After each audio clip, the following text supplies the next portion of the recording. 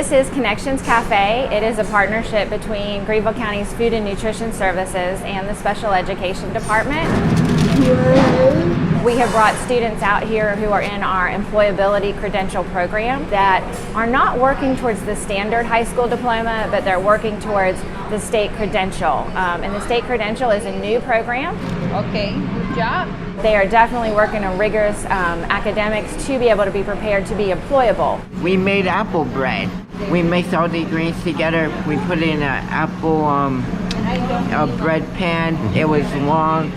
We had to put lots of ingredients together like apple, salt, sugar, flour. I'm the luckiest woman in the world right now. I'm so fortunate to have these students.